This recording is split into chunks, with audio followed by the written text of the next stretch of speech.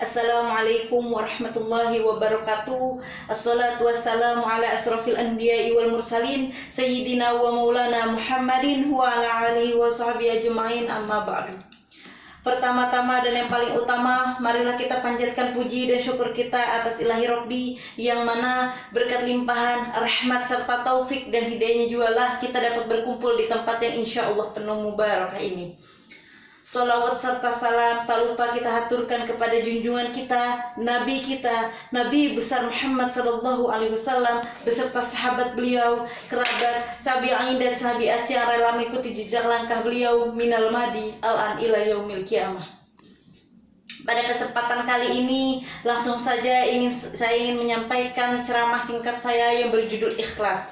Nah, jadi ikhlas ini adalah suatu hal yang dilakukan tanpa mengharapkan imbalan apapun. Nah, dalam Islam, ikhlas ini sesuatu hal yang dilakukan benar-benar karena Allah, bukan karena orang lain, bukan karena ingin dipuji oleh orang lain, bukan karena ingin dilihat baik oleh orang lain, tapi benar-benar karena Allah Subhanahu wa taala. Dalam firman Allah dalam surah Al-Baqarah ayat 5 yang berbunyi, "Wa ma umiru illa liya'budullaha mukhlishina lahuddin hunafa wa yuqimus sholata wa yutuz zakata wa dzalika dinul qayyimah," yang artinya mereka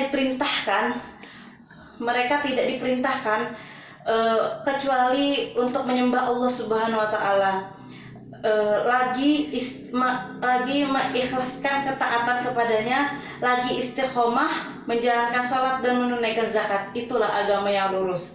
Nah, jadi ikhlas ini sesuatu hal yang wajib kita aplikasikan di dalam kehidupan sehari-hari kita. Karena kenapa? Karena sesuatu hal yang kita lakukan tidak didasari dengan rasa ikhlas, maka amal pahala yang akan kita dapatkan itu tidak akan sah di hadapan Allah Subhanahu wa taala. Nah, jadi ikhlas ini juga menjadi alat ukur dalam setiap amal yang kita lakukan. Ketika kita ikhlas dalam melakukan suatu kewajiban, maka amal yang akan kita terima juga akan semakin besar. Nah, jadi menurut Imam Al-Ghazali, suatu ikhlas ini adalah suatu hal yang hakikatnya murni.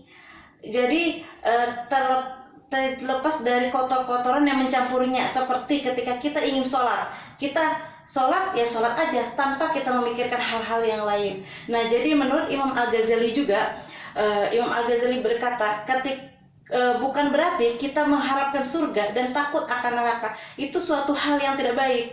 Justru ketika kita mengharapkan suatu surga, maka hukumnya adalah sah dan berfaedah dan diterimalah suatu amal itu.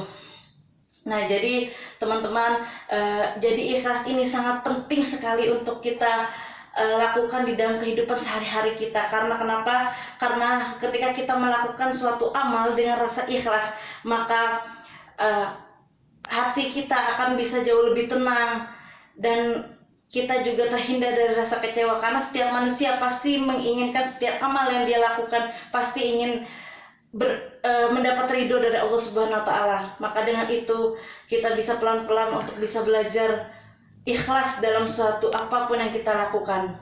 Itu saja yang bisa saya sampaikan. Kurang dan lebihnya saya mohon maaf. Wabillahi taufiq wal hidayah, waridho wa inayah. Assalamualaikum warahmatullahi wabarakatuh.